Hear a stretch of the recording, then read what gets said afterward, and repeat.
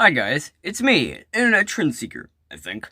As you know, I love Star Wars, but what you might not know is that I made a rank and review video of the full Star Wars saga. The biggest issue with that list is that I was being a bit too hasty with how I would rank everything. And another issue was that I didn't know the difference between Star Wars Legends and Star Wars Disney Canon.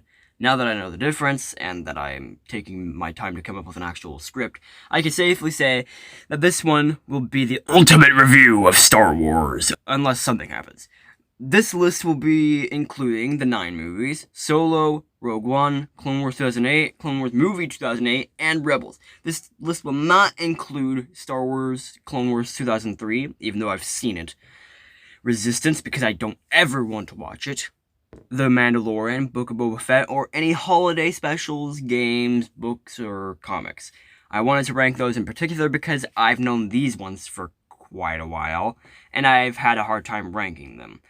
I'm not including the ones I said I wouldn't include because I haven't seen most of them, especially Resistance because I don't want to. Now that my opinions have somewhat finally settled, I think it's about time I rank them. Now, before we begin, I'd like to mention that for this list, 1 out of 10 means worthless experience. You will not be seeing it on this list, but maybe in another video. 2 out of 10 means a very bad movie. 3 out of 10 means bad movie. 4 out of 10 means mediocre. 5 out of 10 means okay. 6 out of 10 means decent. 7 out of 10 means good. 8 out of 10 means very good. 9 out of 10 means amazing. 10 out of 10 means nothing is wrong with said movie. And 11 out of 10 means perfect movie, which is almost impossible because no movie in existence is perfect. With that said, I think we shall begin. It may come to you as a slight surprise that Solo, a Star Wars story, is at the bottom of this list. Now hear me out. I have always been disappointed and bored with this movie. When I bought this movie on Blu-ray, it had already been an extremely stressful and long day. Buying this hadn't helped. I didn't like it, and I didn't ever rewatch the full movie ever again. And chances are that the same goes with you. You know exactly why it is that way. The lighting is very dark and bland, making the tone of the movie seem dark, but it isn't. Maul being in the movie at all began to kill his character by overexposing him. It also has pacing issues overall. Almost nothing cool or interesting happens at all. Apparently the dude with Han referenced him killing Aurra Sing, which didn't feel right. Maybe because she was once a Jedi, but that doesn't really mean too much. I only remember the names of Han, Chewbacca, and Lando. No one else. The only interesting part of this movie is the Suma Verminoth, and even then, its death was nasty. What the fuck? Also, Han meeting Chewie was done pretty okay. What new things did we learn watching this movie? The story doesn't add much other than a giant octopus, and that Han's name wasn't always Han Solo, and that he had a girlfriend, and that Lando had a droid. And that the Millennium Falcon wasn't old and was just purchased and named. Okay, you get it. Most of the new stuff isn't good, aside from that octopus dude. Rip. Han's girlfriend is, in my opinion, not that interesting. Later on in the comics, she became unlikable by being annoying. 2 hours and 15 minutes wasted. 2 out of 10. Just terrible. You betrayed everyone who ever came in contact with you. Oh, there's a big surprise. Yeah, this movie isn't good. To be fair, not every scene in this movie sucks. The lightning storm scene was cool. Poe saying welcome to Exegol while being shot at by Star Destroyers is actually kind of crazy and makes me think of a real battle. Palpatine returns, making Vader's redemption worthless, but at least it makes Palpatine all the more evil. He may possibly come back. I have explained before why he returned in the first place in my Why Palpatine is the Most Powerful Sith video, but yeah, now that we've talked about the good, let's talk about the bad. The concept of Palpatine's return is basically dropped the moment they're told he's still alive. I do like the idea of his return though, they just didn't execute it quite right. Rose is now a forgotten side character, which is actually sad. Hux, revealed as the spy, is as bad as the normal going for the liar revealed trope. Chewbacca's fake death scene is the same as Gandalf's fall if you were to remove all suspense, whether it be through music and or through dramatic scenes. Lightspeed skipping is dumb. Almost all songs aren't original, and none of the music is suspenseful. The only thing this adds to the Star Wars universe is dumb things. and things that already existed. But we forgot. I liked the idea of a massive fleet as a final battle. It seems fitting, but it was the way they did it that I didn't like. Like, why couldn't it have been more of a Dark Empire-related fleet that was absolutely amazing? It wasn't absurd and seemingly made by a 10-year-old. Same with Palpatine returning as the one behind the sequel trilogy events. I just didn't like 100% of the way that it was done. The Knights of Ren look cool, but are easily cast away, losing them all possible coolness. Rey saying she is a Skywalker is unbelievably stupid. The story is at least more interesting and fun than Solo. The fight scene with Kylo versus the Knights of Ren and the Sith Troopers versus Rey is a logical nightmare. Now the ugly. The pig-looking things. Those are ugly, and the head-on-table thing, too. Yeah. Dang, that was lots to talk about. Overall, 3 out of 10 movie. You were a fat fucking joke. This movie is very cringy, but it's better than Rise of Skywalker Solo because its music is But it's better than Rise of Skywalker and Solo because its music is suspenseful. Several of the added-on things don't suck, and there are more scenes worth watching. The music when entering the arena was good. Christopher Lee playing as Count Dooku was cool, as usual. The clones are cool. Jango is cool. The memes are good. The Jedi were more distinctive than in the first movie. And yeah, that sums up quite about everything that is good in this movie. The movie was boring. The Anakin and Padme thing was cringe and creepy. I didn't care about Mace Windu. Every time the characters talk about events that happened before the events of the movie, it feels like George Lucas is trying to say, do you hear everything that happened when you didn't watch the movie? And I still skip like 5 scenes every time because they're not good. Also, the CGI isn't too good. Overall, 3 out of 10 experience. The closer I get to you, the worse. Okay, Disney, you had me at episode 7, and then you kind of lost me at 8. It's not as bad as 2 and 9, but it still has some bad scenes. Canto Bight sucked, the Resistance sucked, Ren sucked, Hux sucked, Snoke was wasted potential, and Sora Rose, Rey, and especially Finn. The Lightspeed scene was cool, even though it breaks the very lore of Star Wars. Luke Skywalker being called back from the darkness so that he can do something in favor of the light side was nice. Better than Fat Man Thor. Even though Rey is wasted potential, her having fear of the Force awakening in her is actually a good move, but I feel that it should have been more focused on. Snoke's death scene was more hilarious than it was disappointing.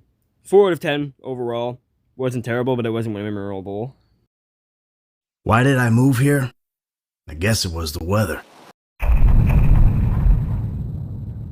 Not much to talk about here. I'm fine with this movie overall, but it's just a bit boring. I don't hate the story. I don't really like midichlorians, though. I still don't care about Mace Windu, and unlike in Episode 2, none of the Jedi are different in characteristics. They're all flat and boring, except Qui-Gon. The music is good. The Duel of the Fates scene and its choreography and music was great. This movie isn't bad, rather a lesser experience. 4 out of 10, by the way. Do you not get it, people? His name was Windu, and he went out a window. This is my favorite movie from the sequel trilogy, and the only good movie from that trilogy, though it does suffer a bit from taking the plot from Episode 4. Another main issue is that this is where they start to kill off original trilogy characters. I do, however, like the way the darkness seeping over Starkiller Base symbolizes Han's death.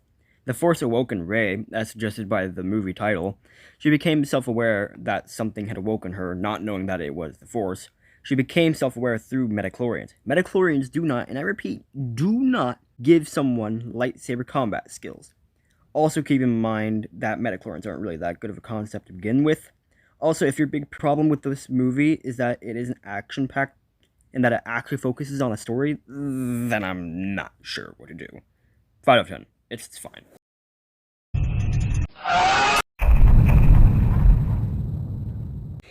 To summarize every bad thing in Rebels, the animation started out kinda child appealing, the Grand Inquisitor is replaced by 2 retarded Inquisitors, and it's often immature and childish. There you go. On the other hand, It's fine. It got more mature around the end, but it still kept in some kiddie things like the Loth Cats. The Grand Inquisitor was actually very cool, but they replaced him with Dumb, Dumber, and Dumbest. And what do you know? Maul is back once more. And he is less cool now. I think his death scene was good, though. I didn't like any of the Ghost crew. Chopper also got old. And also, do you really have to whip out Vader like he's nothing, just so that he can deal with Ezra and Kanan and fail? 5 out of 10. Wasn't too much. Don't make me take your arm off, Sonny. Old Ben needs grocery money. Though Schaefless calls this movie a cinematic disaster, I think it's harmless. Ahsoka didn't affect me in a negative or positive way. I am almost immune to characters that are considered annoying, unless it's Sub the Sloth. Sex on TV. I don't usually crap on animation, so I won't do it right now. Maybe later. I think the story is fine. I like how the people behind the movie brought Ventress back into Star Wars after the 2003 show seemingly killed her off. Not too much else to talk about, other than it's kinda childish. 6 out of 10, honestly. Violence in movies. Once I literally rewatched this movie more than 20 times, and I wasn't bored. I still don't understand why. It's just fun to watch. The story is nice, and K2 is useful yet being a comic relief character, and what do you know? Disney wasn't afraid to kill off a new set of characters, even though I didn't care about them. This is probably the best piece of Star Wars that Disney's made, and what do you know? Vader's whipped out again. Like, come on, man, you could have done something better. The story doesn't necessarily need to be a movie, though. Like, they could have made it just a comic. Like, the question of how the Death Star got its weakness and the battle to get that info to the Rebels wasn't as important as the question of where Darth Vader originated from. Still, I think it's deserving of a 6 out of 10 rating. There's no horizon. The main thing keeping this lower than it could be on the list is more Anakin and Padme things, and how crazy everything is. The rest of it is pretty good. I can imagine most of you who like it have similar reasons to like it as to others' reasons to like it. The same goes with those who don't like it, which lots of people don't. The battles are cool, the music is great, and the story continues much better off of Episode 2.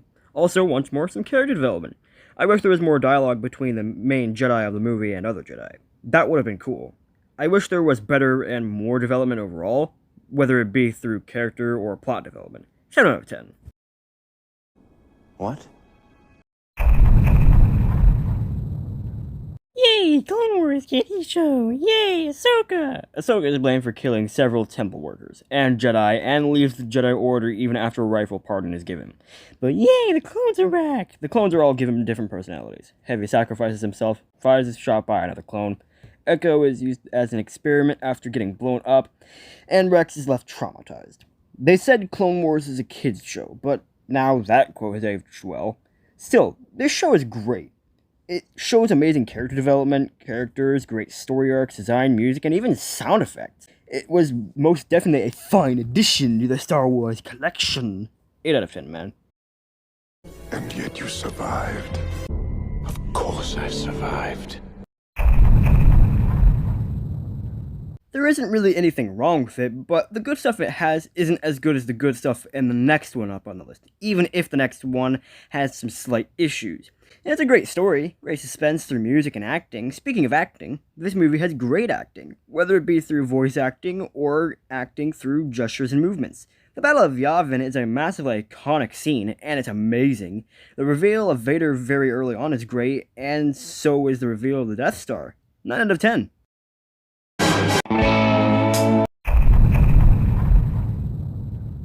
The end of this movie deserved better. The rebels on the moon of Endor should have just said their farewells to the Ewoks and left. That's my biggest complaint. There are also a couple of unnecessary things and scenes too, like the CGI nightmare of a rock scene, but that's just about it. Everything else is either decent at worst or amazing at best. Suspense is at its best at the final part of Vader and Luke's duel. The music and acting is amazing. Luke's hatred of the idea of Vader turning Leia to the dark side shows how an attachment to anything is the real danger that leads to the dark side. The Battle of Endor on the ground and in space is amazing, and so is the Death Star 2 and the Imperial fleet. Vader's redemption is great, and so is Palpatine's glorious death. Though I rank it as a 9 out of 10, Return of the Jedi used to be my favorite. but that changed due to my new thoughts on the unnecessary things in the movie. Also because my thoughts on the movie next up on the list, and I'm sure you guys know what it is.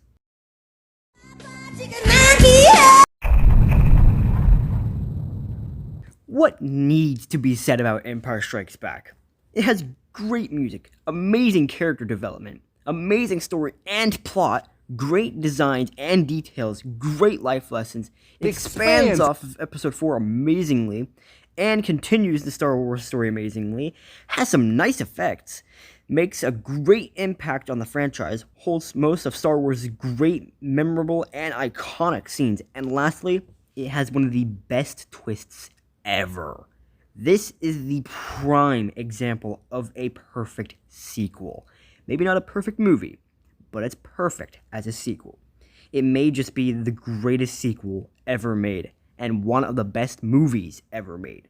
After Yoda and Obi-Wan fail with teaching Anakin, they resort to letting Luke decide for himself, but still guide him. Yoda teaches Luke what can lead someone to the dark side, and that by facing off Vader, he could have caused much worse if he had a temptation for the dark side. Yoda just teaching Luke at all throughout the movie had such genius in it. The Han and Leia chemistry is great. Chewbacca and his attachment with Han was great. C-3PO was a nice comic relief character. Palpatine has a great reveal. And Vader's development is amazing. What else should be said, man? 10 out of 10 easily.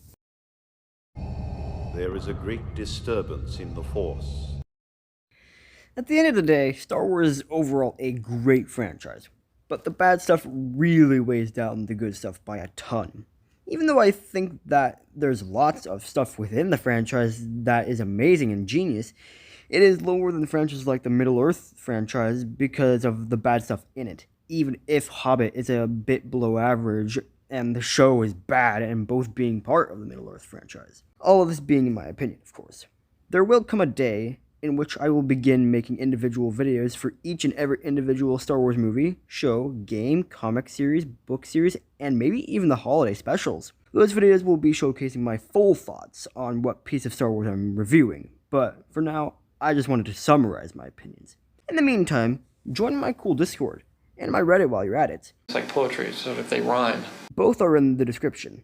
Like and subscribe. Comment down below what you'd like to see in the next video. And I'll see you in the next video.